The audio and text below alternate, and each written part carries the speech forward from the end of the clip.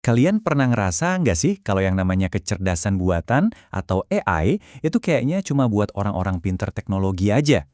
Well, hari ini kita bakal bongkar mitos itu. Kita akan lihat dua kisah nyata yang inspiratif banget dari orang biasa di Indonesia yang hidupnya berubah total gara-gara AI. Dan kisah mereka ini ya benar-benar bikin kita mikir. Sebenarnya teknologi itu dibuat untuk siapa sih? Ini pertanyaan penting loh. Soalnya banyak dari kita mungkin mikir AI itu ribet, jauh, dan ya bukan buat kita lah. Tapi apa benar kayak gitu?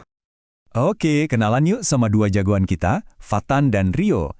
Di satu sisi ada Fatan, seorang mekanik dari Riau yang tahunya AI itu ya cuma robot di film-film. Terus di sisi lain ada Rio, sarjana DKV yang portofolionya ditolak sana-sini. Dua-duanya benar-benar bukan anak tech deh.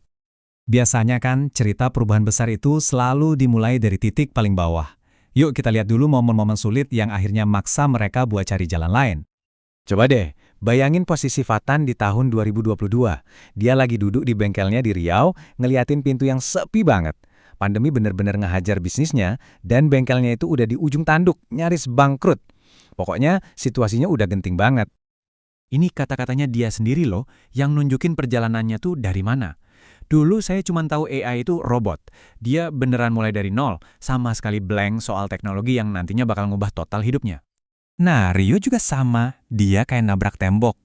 Baru lulus, portofolionya ditolak puluhan agensi. Alasannya, kurang kuat. Sakit kan? Akhirnya, dia terpaksa kerja serabutan. Yang penting bisa nyambung hidup. Tapi coba dengerin dia apa katanya. Walaupun sakit hati, dia nggak mau nyerah. Rio sadar banget dunia desain itu berubahnya cepat banget. Dan dia harus ikutan berubah kalau nggak mau ketinggalan. Nah, justru dari kondisi putus asa inilah muncul percikan kecil. Sebuah rasa penasaran yang ternyata jadi titik balik buat mereka berdua. Dan titik baliknya tuh ya bukan sesuatu yang dramatis banget gitu. Buat Fatan, semua berawal dari iseng nonton video YouTube di tengah rasa frustrasinya. Buat Rio, awalnya cuma dari gosip-gosip soal tools AI baru. Awalnya dia ragu, tapi ya rasa penasarannya lebih besar. Tapi kan penasaran doang nggak cukup ya. Yang bikin salut itu gimana cara mereka ngubah rasa penasaran itu jadi aksi nyata. Nah, ini dia kuncinya. Mereka benar-benar ngubah mindsetnya.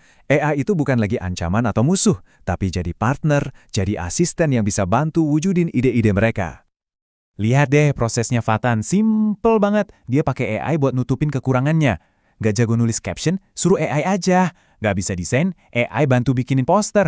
Bahkan, dia pakai AI buat ngisi suara di videonya karena ngerasa gak jago ngomong. Genius kan? Rio juga gak kalah cerdik. Dia pakai AI buat ngebut, bikin puluhan konsep visual cuma dalam hitungan jam. Tapi, dan ini yang paling penting, dia gak ngebiarin AI jalan sendiri. Dia tetap masukin sentuhan manusianya, sentuhan rasa dan emosinya, buat menciptakan sesuatu yang benar-benar baru dan beda. Dan keberanian mereka buat nyoba ini, wah, hasilnya benar-benar di luar dugaan. Jauh melampaui apa yang pernah mereka bayangin. Perjalanan Fatan ini gila banget sih. Dari bengkel yang hampir tutup, cuma dalam 6 bulan salah satu kontennya bisa viral. Dan sekarang, dia kolaborasi sama brand-brand nasional. Ini lompatan yang luar biasa. Terus Rio gimana? Suksesnya dia tuh kelihatan banget dari angka. Cuma dalam waktu kurang dari setahun, omset puncaknya sebulan bisa nyampe 180 juta rupiah. Bayangin, angka yang dulu mungkin cuma ada di mimpi.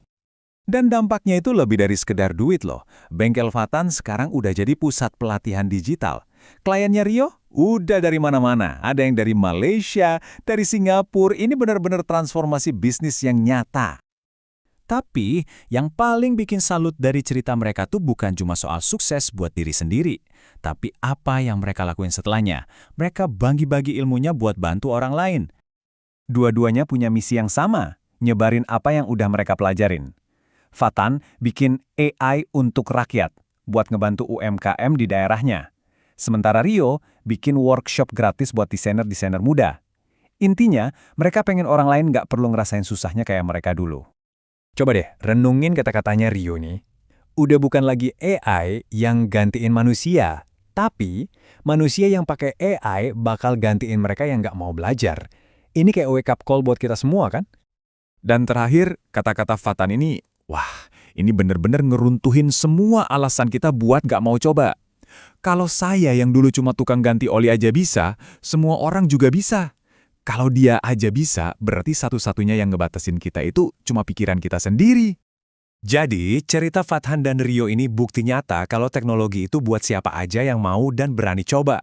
Pertanyaannya sekarang tuh udah bukan lagi bisa nggak ya AI bantu saya, tapi lebih ke apa sih yang nahan kamu buat mulai?